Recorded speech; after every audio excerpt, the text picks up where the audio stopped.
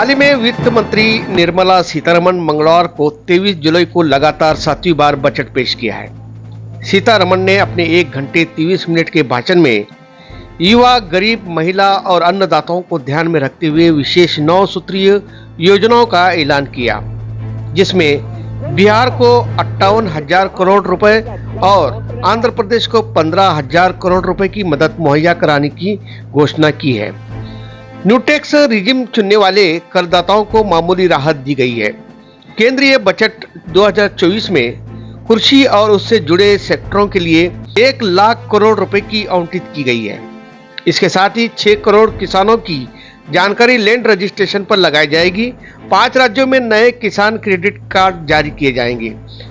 आपको ये भी बताना चाहता हूं कि फिलहाल केंद्र सरकार अपने बजट में गरीबों का ध्यान रखने वाली सरकार बताया है। ये कहां तक उचित है आप खुद ही जान सकते हैं। जैसे कि कैंसर दवा, सोना चांदी, प्लेटिनम और मोबाइल फोन, इसके अलावा मोबाइल चार्जर, बिजली के तार, x-ray machine, solar set, leather set और सिपुट्स जैसी चीजों पर गरीबों का क्या संबंध है। जबकि गरीबों की सख्त जरूरत है वो है बाजार में बिक रहा अनाज। अनाज की कीमतों में इतनी बढ़ोतरी हो चुकी है, सरकार इस पर कम करने में कोई विचार नहीं किया और आज के बजट में ना ही अनाज का कोई जिक्र आया है। आज भी बाजार में अनाज और सब्जी के दाम बढ़ते जा रहे हैं। गरीबों का ख्याल नहीं किया है और सरकार ने गरीबों को लताड़ा है। आप ये पूरा वीडियो देख सकते हैं।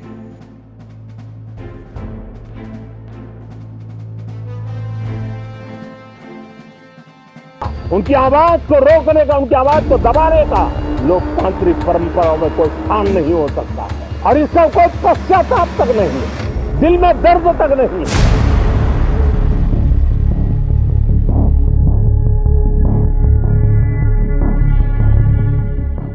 मोदी जी, आप 2.5 घंटे तक गला घोटा का विलाप कर रहे थे, पर सच्चाई ये है कि आपकी सरकार ने 10 वर्षों में 140 करोड़ भारतीयों के अरमानों का गला घोटा है। आज का इकोनॉमिक सर्वे मोदी सरकार की नाकामियों पर चमचमाते हुए खोखले लिफाफे की तरह है। केंद्रीय शिक्षा मंत्री सदन में झूठ फैलाते हैं, नीट पेपर लीक पर जिम्मेदारी लेने से बचते हैं। आज युवाओं का भविष्य अधर में है। बेरोजगारी दर 9.2% पर है। नौकरियों के लिए भगदड़ तक मच रही है। कमर तोड़ महंगाई ने देश के परिवारों की बचत 50 वर्षों में सबसे गंभीर स्तर पर कर दी है। खाद्य महंगाई 9.4% पर है। अनाज की महंगाई 8.75% पर है। दलहन की महंगाई 16.07% पर है और सब्जी की महंगाई 29.32% पर है। इकोनॉमिक सर्वे कहता है कि चीन से FDI आना चाहिए। मोदी जी ने गलवान में 20 शहीदों का अपमान करते हुए चीन को राजनीतिक क्लीन चिट दी है। आज उनके इकोनॉमिक सर्वे ने चीन को आर्थिक क्लीन चिट दे दी है।